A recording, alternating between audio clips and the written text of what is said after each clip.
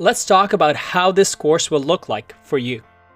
Each section has some sort of actionable steps that you are able to follow, such as building websites and sample projects.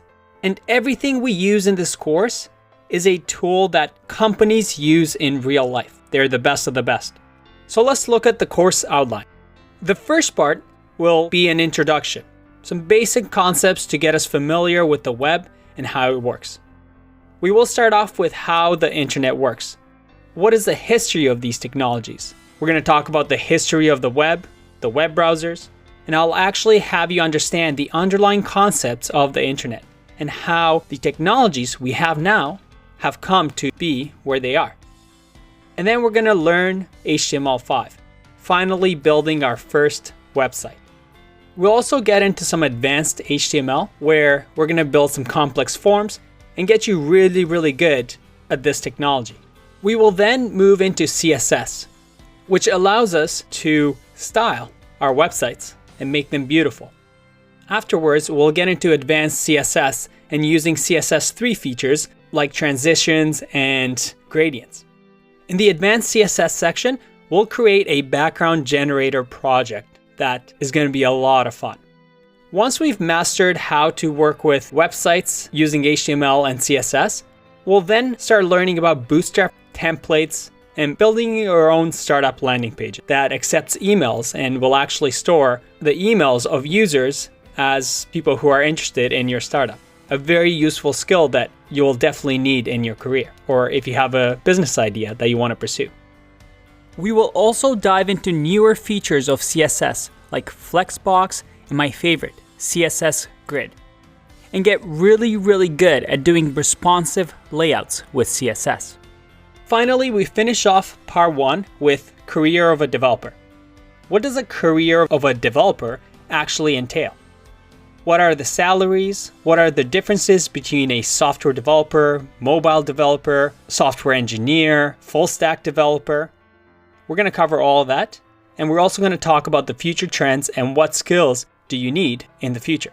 From part 1, we move to our next section. In here, we'll start to introduce JavaScript and learn concepts that allow us to learn a real programming language, and the most popular programming language, which is JavaScript. We then move to DOM manipulation, where we'll actually use JavaScript to create actions and behaviors to our websites so they're interactive. And then finally, we're going to learn some advanced JavaScript concepts so that we can use JavaScript to control the machines around us. Now, just knowing HTML, CSS, and JavaScript is not good enough, and you won't be able to grow in your role and command a higher salary just with those 3 skills.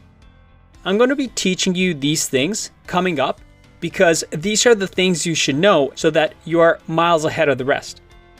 So after the JavaScript section, we're going to start getting into the command line and working with the terminal. We then learn about developer environments, and I'll actually show you what my developer environment on my computer looks like when I'm working.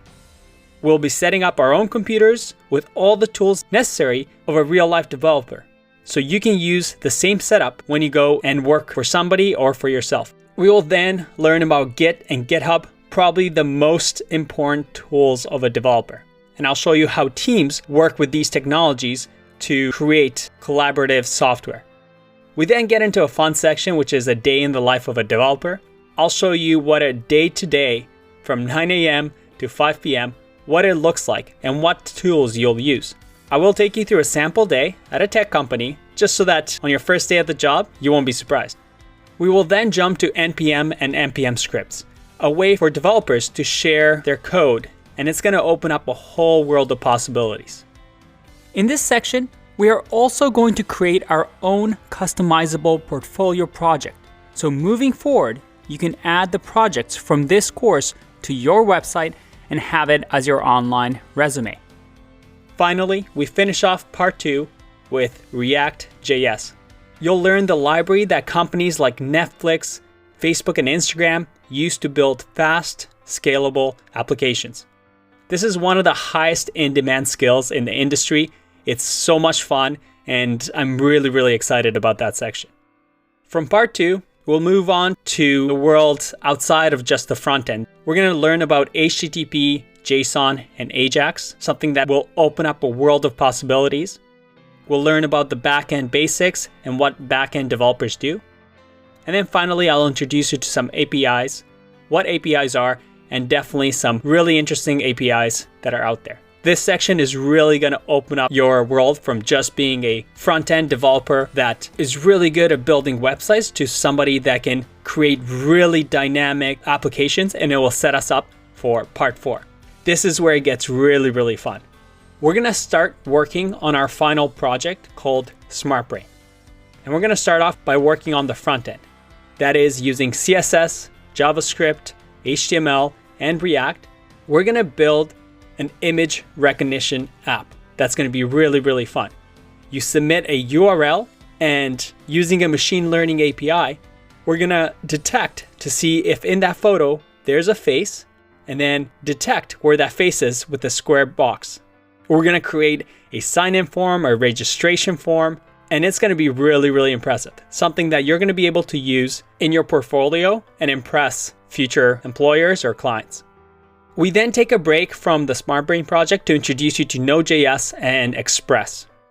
This is where I show you how to build a server, how to create a RESTful API, so that when we get into the next section, the SmartBrain server section, we build our own server, so that we're actually able to communicate with the server over HTTP and sign into our app, sign out, have profiles, and do all sorts of really interesting things.